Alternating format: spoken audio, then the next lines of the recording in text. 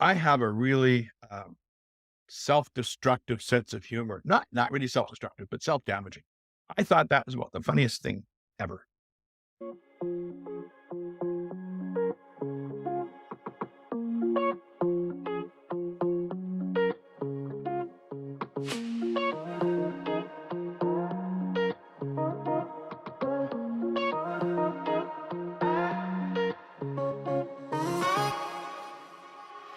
Hello, and welcome to Work in Progress, a podcast about work we do and why we do it.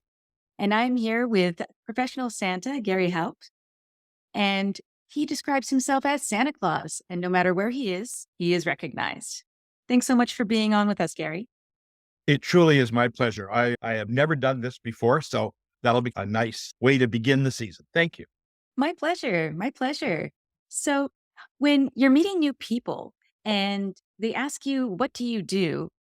And you want to describe what you do, how do you do that for people when you tell them you're a professional Santa? Well, I don't use the word professional. I've just Okay. done this so long that people will people will know that I must be professional. I've done it for a very long time. And I truly have. So I don't ever have to describe what I do if I'm in character. Hmm. And children know me in July in the middle of I've had the experiences in the middle of the darndest places. And you go into a restaurant, and not every time, but probably 3 or 4 times out of any given year, I will be sitting and there will be an eye on me. There will be eyes on me, and I will see that. And they have already made the identification. The only thing they need now is confirmation. And if you get me started down that road, you don't have enough time in your podcast.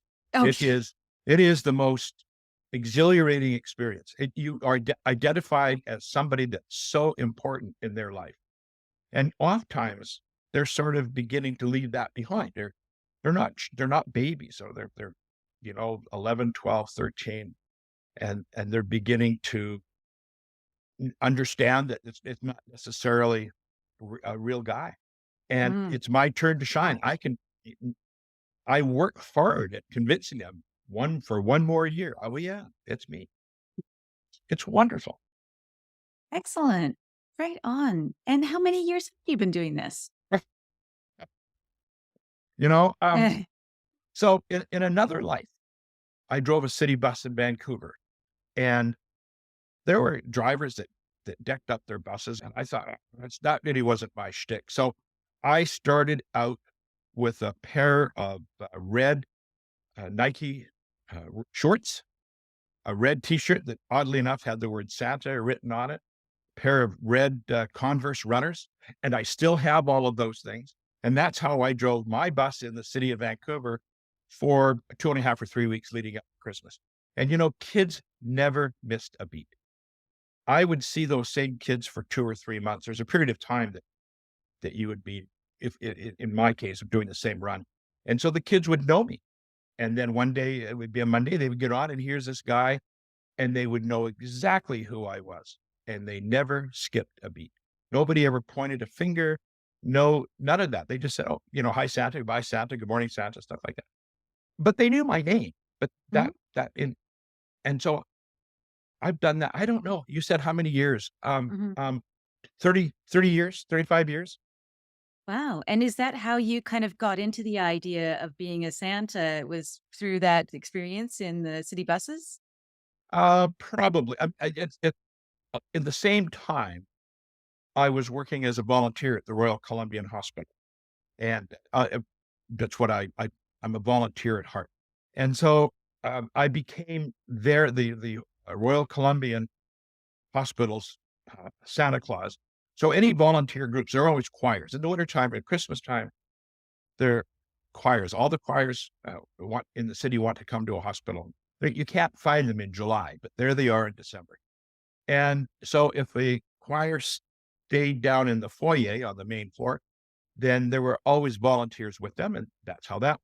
But if it was a choir that was moving around, and these were all I think all nighttime choirs, Santa would lead them, and we would always have some volunteers with us just to make sure things were looked after. And I mean, there are stories there that it just amaze you and make you cry. Wow.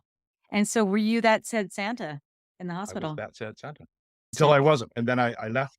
Uh, I retired from driving a bus, and I ended up moving north to Kitimat, and I picked up the. I became the Santa for Alcan Aluminum, Rio Tinto. They have big Christmas parties for their kids, for the employees' kids, I see.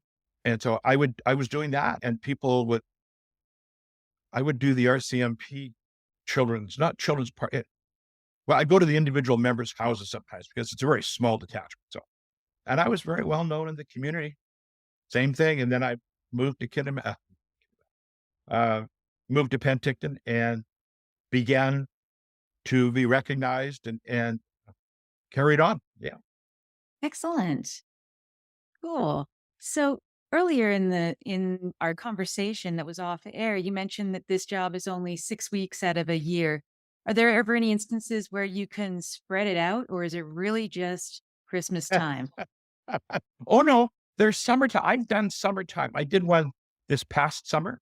I did, I believe, two the summertime Christmas parties. Just at the end of COVID, there were a number of families that said, "Let's have a Christmas party in July," and so they did, and they invited me. And that's so. But those are you could count them on two fingers in any one year. Hmm. Okay, so rather rare. But it's fun, right? Hmm. It's fun. There was one right here at one of the parks on Okanagan Lake for a lady here in town. She was throwing a birthday party for her son, and uh, Santa Christmas plays a huge role. And so Hmm. for Santa to have been there, plus all the kids in the park, there were all the kids, a lot of the kids. So they had a children's party. But after that, then I went wandering across the street. There was some adults having a party for an 80-year-old mom or something like that. So I was there. I wasn't asked to be there. I just can't stop doing it. So you Like a crashed a bad actor, party. right?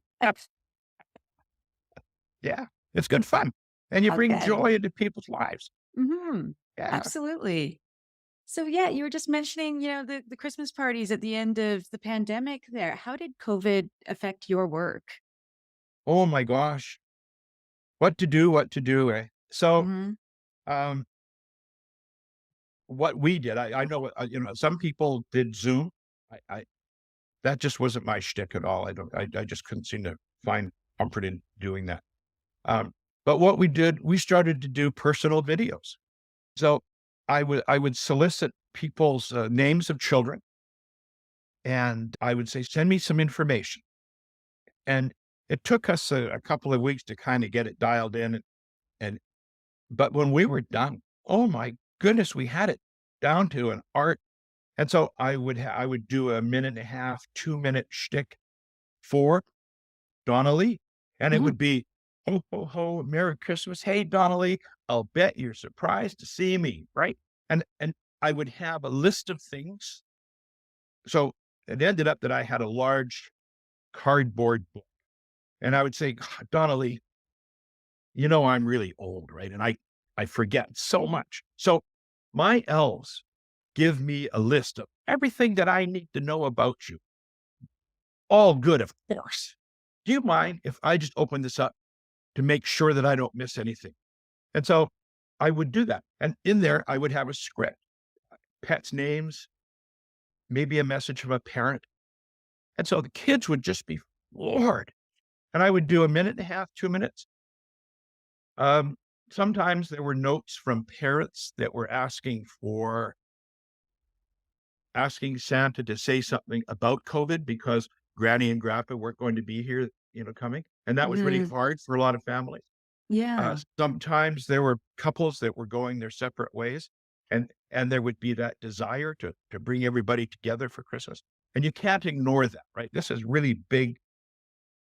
This is really big in a child's heart.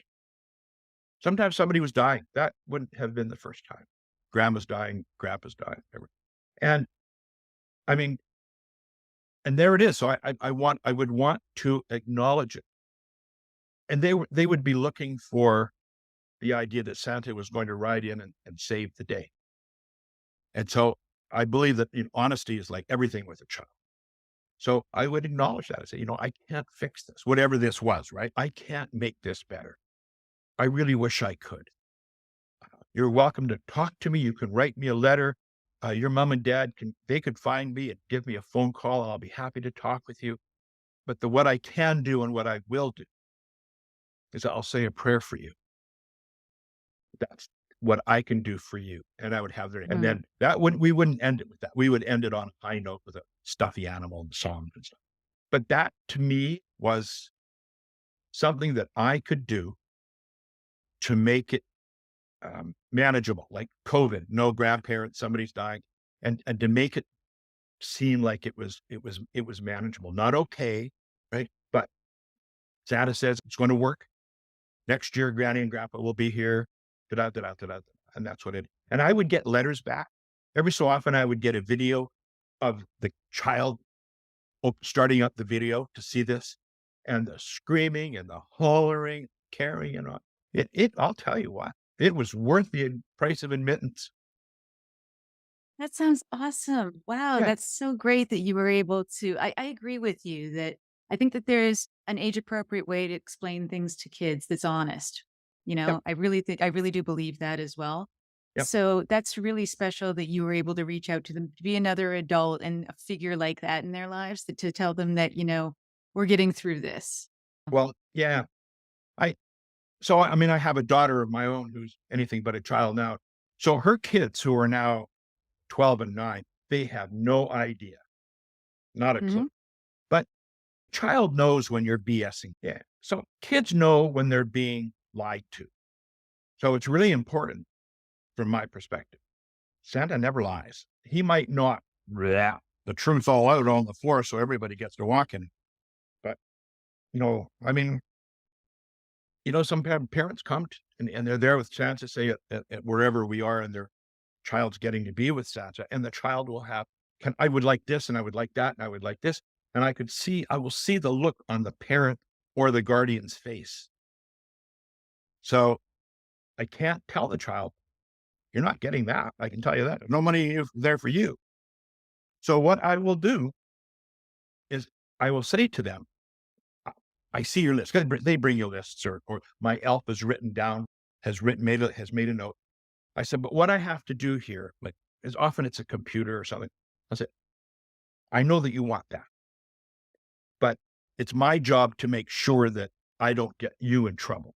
So I'm going to talk about this with your mom, dad, guardian. And if they say it's okay, then there we go. But if they say, no, we can't do it, then you have to understand," and I'm talking to the child, "that I can't just go against their wishes." I kind of throw them under the bus, right? Yeah. Well, I will I say think that I'm throwing you under the bus, you know that.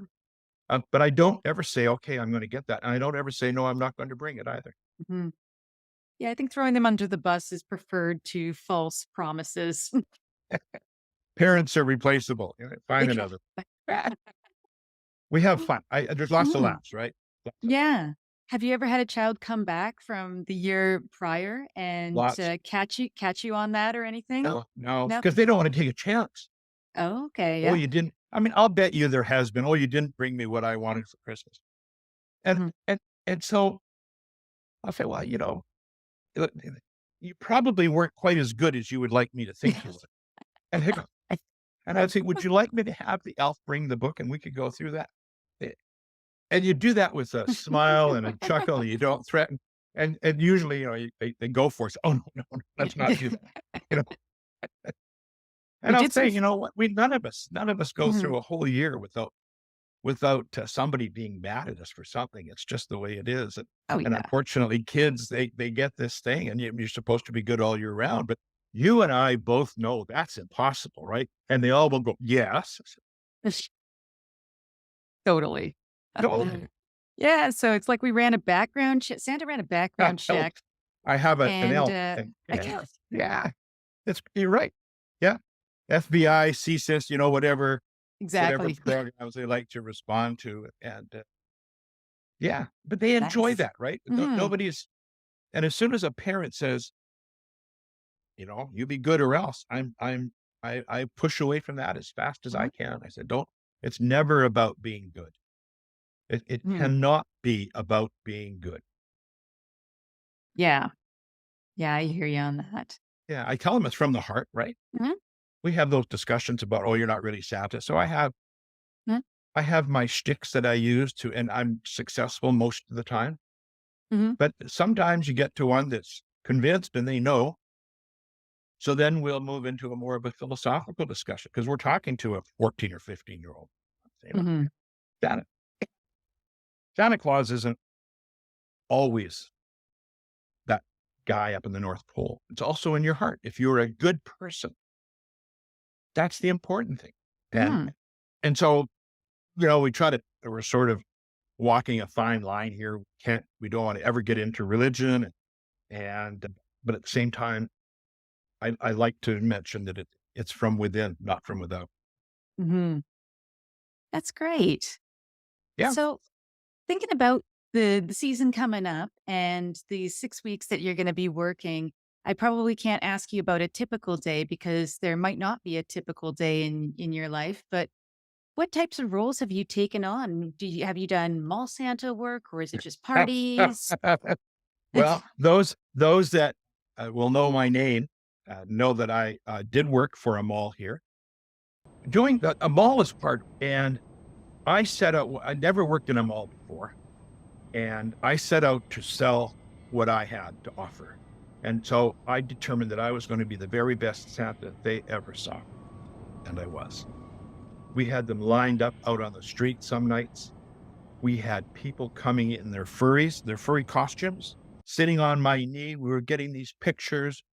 Uh, and then there were a couple of young women, not children, you know, one of whom I know personally. She does, oh man, oh, no, that's what I want. And the photographer I was working with, he said, oh yeah, let's do that. It'll be great. So she laid herself across my lap and it looks like maybe I'm going to spank her. And there were a number of those. So that kind of, as the season progressed, it kind of set the tone for we had a we had a fun time. And the stores, the owners, the managers, the people responsible for any given store, they had a lot of customers. They were really happy. They had lots and lots. They were busy, and we had a good time. And so I there was a lot of laughs. There was a lot of happy children, happy parents. So we finished that season on a high note. Mm. As we went lead into the second season, they called me in and said, "Hey, we're going to give you this much money." I'm like, "Re- "What? Really?" Hmm. I said, "I'll take that." And but before my contract uh, kicked in, I was asked to first of all, before I was asked, we had a friend that was a nail manicurist, Mm. mobile, and she would come in and do my naughty L, would do her nails. And so Michelle was in here one day doing nails, and I went in and I put on my tunic and my hat, and then I came out and I was behind him. Sharon is often the on-scene photographer, so she was there with the camera, and it looks like I'm about to put my hands on Michelle's breasts. Mm. I was about, I was about that far away. If a person were to look at the picture, I'm not. It looks like I'm about to, or I am. I have a really self-destructive sense of humor. Not really self-destructive, but self-damaging. I thought that was about the funniest thing ever. And so I couldn't get to my Facebook world. Look at this. And true to form, the people that live around, they all thought, not they all, but anybody that I saw thought that was pretty funny because they know both Mm. parties. Yeah, it's And quite playful, you it was know? very playful. It was in a home. There were obviously only adults.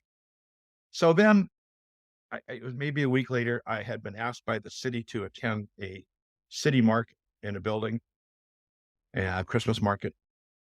And a lady came up to me who I had never seen before and haven't seen since, but she had a flask and she wanted me to drink out of the flask, and she was going to pass out in my. No, I was going to pass out in her. Gosh. And I said, "Well, I'm not going to drink out of a flask 'cause I don't know what's in there, even if Yeah. I did know. But we'll pretend." And I do this, and another great picture. Yes. So I put that up there too, and it got the desired response. Oh my God, that because a lot of people know these two women. Hmm. So midweek, I got a rocket from the mall. Come and see us. That's never happened. And so I walked over there and said, "No, we can't have you." Because of the And photos. yeah, so the backstory is I really don't know. I don't know Mhm. if somebody at the mall took great exception to it, or if a customer said, "Oh my God, I'm never buying my shoes at your mall again unless these guys." I have no idea. Mm. I tried to have a conversation with them and they just said, "Nope, we're not talking about it." I said, "This is, if this was Yeah. happening on a stage, which is what this is, would you just get mad and walk out?" No, you wouldn't. Hmm. But anyway, that was where that ended. From that came a lot of I want to say infamy. The next day, I had two television networks parked in my house doing interviews, and I was interviewed. I don't know by how many radio stations. One out of London, one out of New York, one out of L.A., CBC 2 or 3 times because they wanted to make it was at the height of the Me Too movement. And so the news people saw an opportunity to further that cause. And so I saw it coming and I decided I wasn't going to let that happen. This was um, this was too bad. It was most unfortunate. In my view, the person that complained, we're going to presume that somebody complained. Um, they were in their rights to complain to the mall, I think. But the mall should have said, "This guy is not under contract to us. He doesn't work for us yet. He Hmm. doesn't work for us for another month. So you Hmm. should talk to him, not to us." They chose not to do that. They chose to instead fire me. Mm. So, but from that, I have a certain recognition factor. I can't go any place that somebody doesn't say, "I know who you are." And oddly enough, nobody leaves in rage or yanks Mm. their child.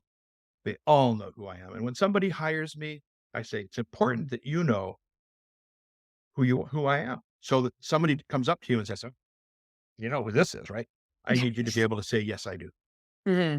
So I do I that. see. Yeah. Yep. I think that's really proactive to be able to do that. And, it sounds like that perhaps, and, I know that it was obviously a bigger contract than the prior year, but did you find that you had even more interest in what you were doing due to the infamy? Sure. Yes, I'm an actor, and Mhm. actors like a certain amount of validity. Mhm. I'm really good at what I do, Mhm. and some of that is because and people come not so much come to see me, but I get hired based on a certain amount of, villain back in the past.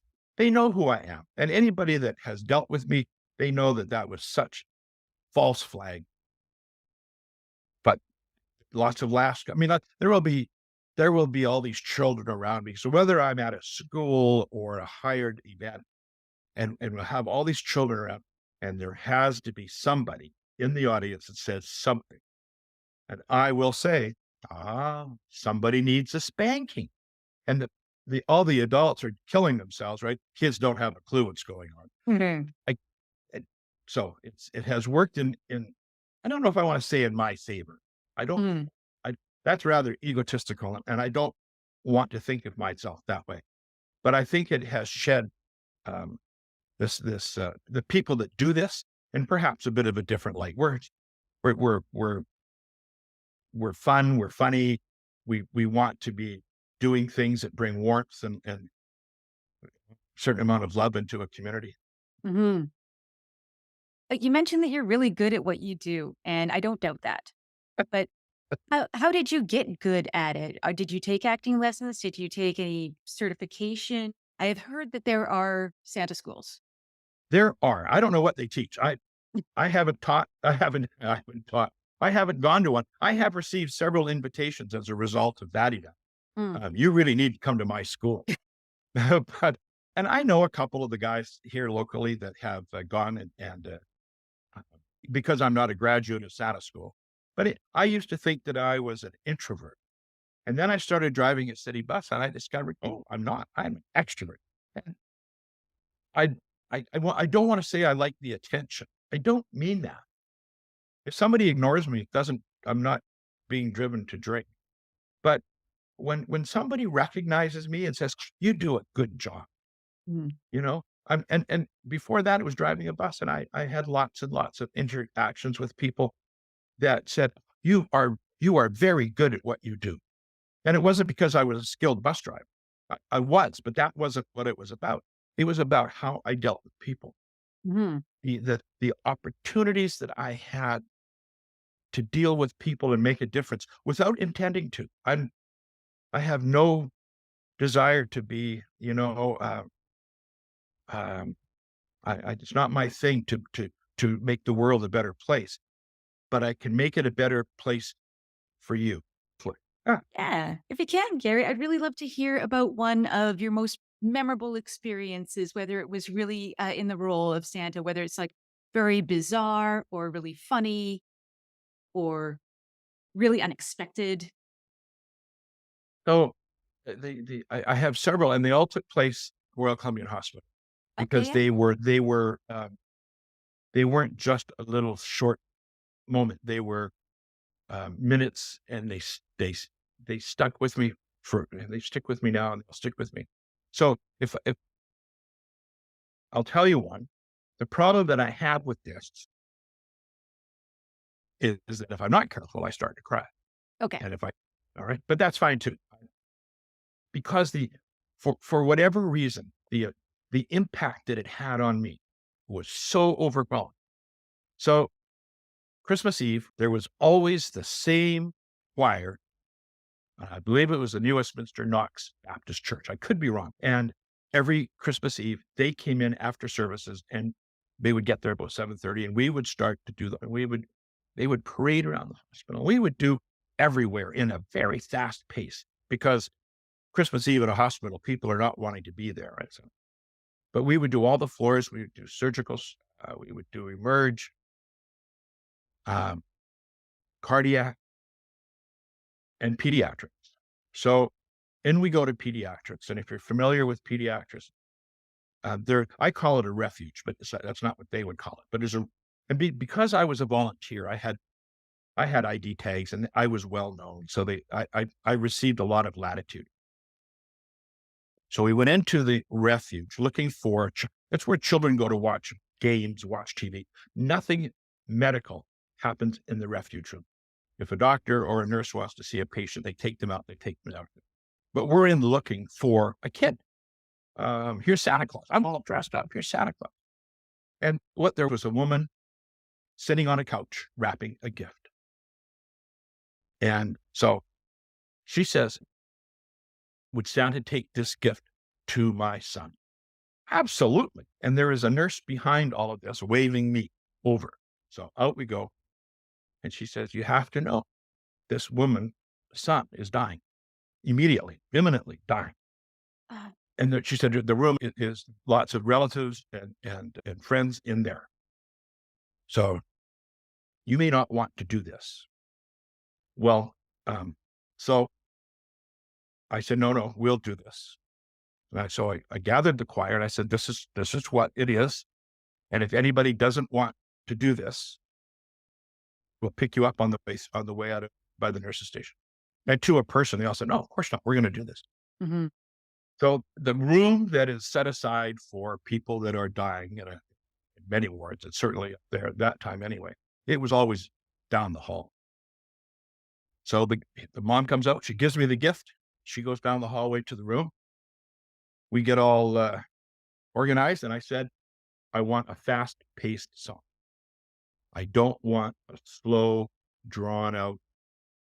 I want powerful, loud, Hmm. bang, bang, bang, in and out. And said, okay. And they decided what they're going to sing. And we go by the nurse's station, walking down the hallway. Because I can see this, right? Yeah. Down we go. And the nurse streaks ahead and opens up the door. And in comes Santa with this full blown choir into the room. The look of horror on some people's face. Mom didn't say, "Oh, have I got a surprise for you guys?" Didn't say anything, right? Oh, Didn't tell them that there was entertainment coming down the hall. So we go in, they sing the song, and out they go. I don't know if I mean, I gave the boy the present. I don't recall if I touched his hand. I don't recall any of that. But it was done, and we were and I mean, we're all most of us are crying and stuff like that, and nurses crying, and we're running for the door. Gotta get out of there. And I'll tell you what, I know to this day on Christmas Eve, there is somebody somewhere that says, "Remember what happened to so and so on Christmas Eve?" And mhm. Santa and that choir came in there. Yeah. I thought, and I'm still like, to me, that is one of the most important events of my life. Wow. Yeah.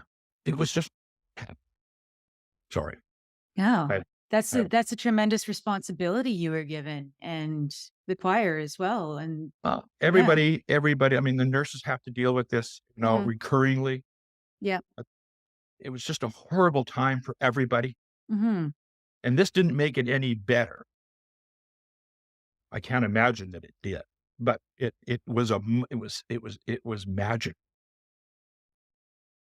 Oh, that's so lovely to hear. Yeah, it was Yeah, neat. I It mean, it really was. It really was. So I had oh. 3 of those, as a matter of fact. Hmm. 3 events while I was at Royal Columbia that were just shaking, Hmm. with the impact. Hmm. So, a choir, but it was a Korean children's choir, and they were regulars, and they were up Hmm. at the evening deal, and so they had all English songs, but 1 Korean song, and so we're up on Surgical, 3 North, 3 South, and they have sung their songs over there, and now they've sung their songs over there, and now we're heading for the door to go down the stairs, and a nurse comes out and says, "Could you come in and sing a song to this gentleman, this patient?" And we had no time for this, but you never say no.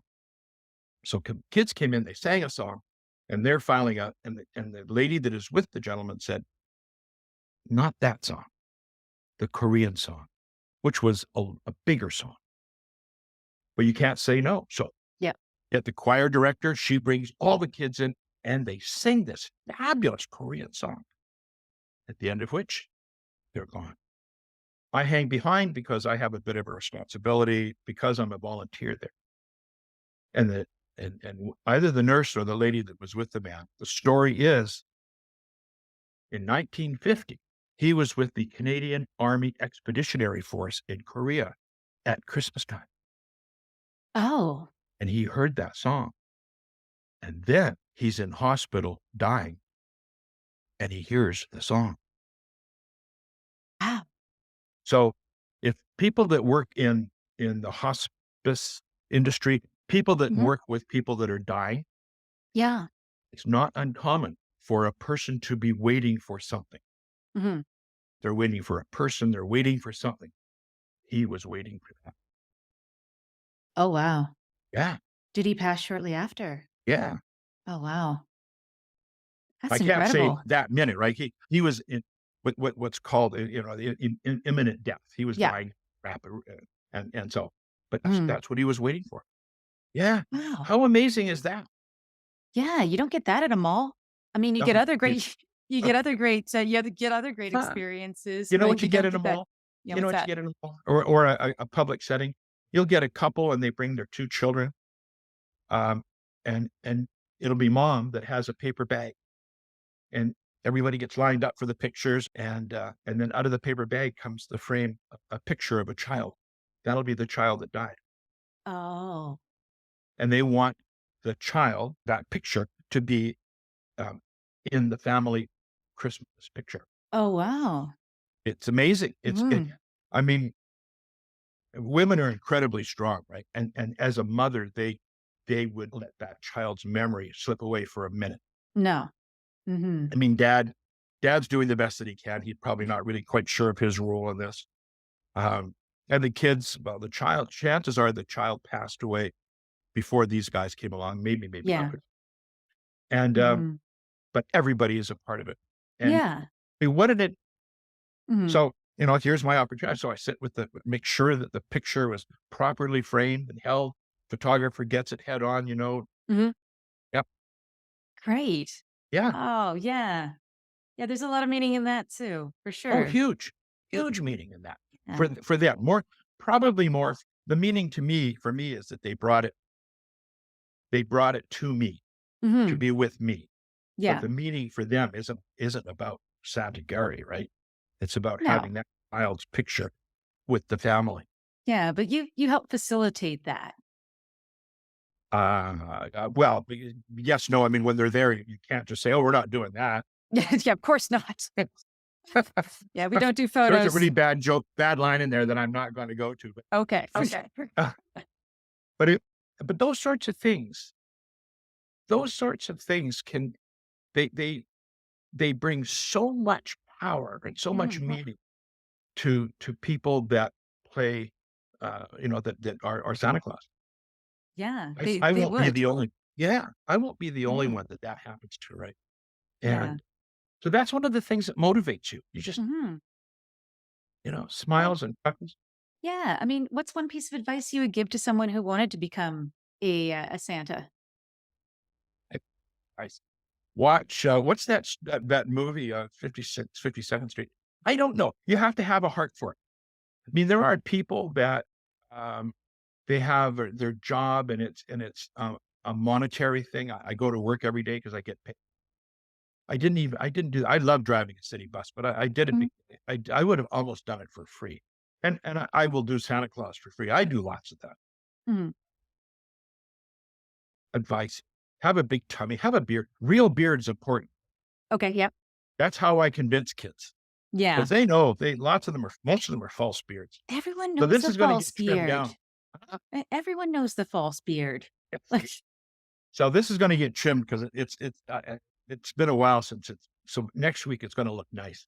okay. And, um, but a child says, "Oh, you're not really Santa." I said, "Well, but I am really Santa." "No, you're not."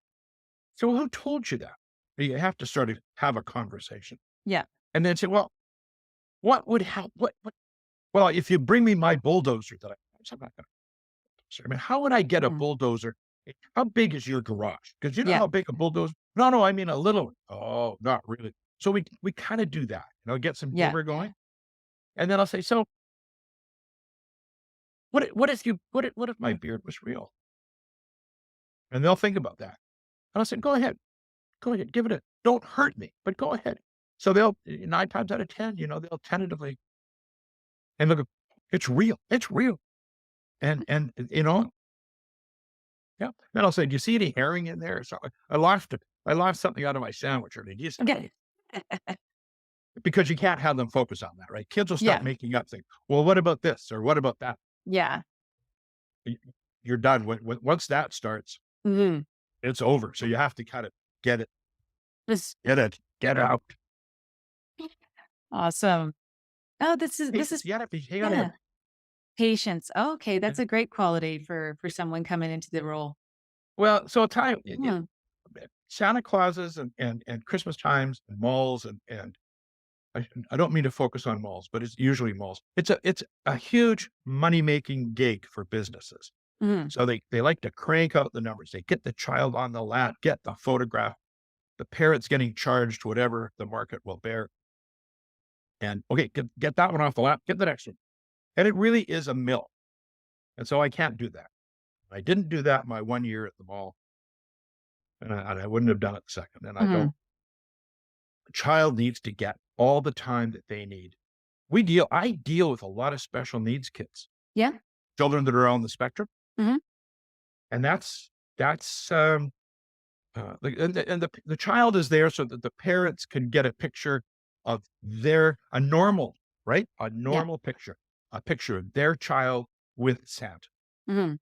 So to do that, you have to give the child all kinds of free rein, walk around. I get down on the floor with them if they're playing with the toy or something like that. Mhm. And it's all you can't do that in a money-making setting. Yeah, it doesn't quantify. Doesn't. But Mhm. that's one of the things that we do. And though we do that as often as we possibly can. And if child with the ones that I'm doing in West Kelowna this year, we did it last year. They phone and make reservations at I'm not going to get it for Beacon's Furry Friends. And but if they say we have a child that's on the spectrum or special needs, they make a note of that, and then Mhm. so that when they arrive, the lady that operates it, Corey, she says she'll come over and say either to me or to Sharon or both, say, "Okay, this child coming in needs," you know, and so we have all the time in the world, Mhm. whatever it takes to make that child comfortable. Uh, you get a picture, maybe not on Santa's knee, maybe so, maybe standing beside, maybe Hmm. Santa on the floor with the child, but not afraid, right? Things like that Mhm. means the world to everybody, and the child will remember. Well, I wanna thank you so much. I think this is a that's a great note to end it on. Thank you so much Let for me put my spending your Santa time with me glasses and today. hat on. I wanna live the Absolutely. role. Take off Yes, my hat. for certain. Well, thank you for inviting me. As I said, I've never done this before. Well, it's my There we go. pleasure. Now, if someone wants to hire you or if someone's interested in getting in touch with you, how can they find you? Do you have a website? Yeah. Nah. Well, I do. Yeah, I do. I'm on Instagram, but I mean, all they need to do is type up Penticton Santa or Santa Gary on Facebook if that's their. And here's my phone number. Ready? Somebody Yep. grab a piece of pencil and a paper. 250-274-0351. I can't. Yeah. I've only got so much time in my day, and it sadly in my mind I'm thinking, if it's just about the money, why didn't you come? I'm at Wayne and Frida's coffee shop. Mhm. I am at Abandoned Rail. Mhm. These are all family events. Yeah. Highway 97. Mhm. I'm all over the place. If somebody isn't coming to see Santa, it's because they're doing something that's more important to them than through their kid. Then they're trying to buy it, and I can't just do all of that. Thank you so much for taking the time to talk with me and putting up with some of it. Merry Christmas.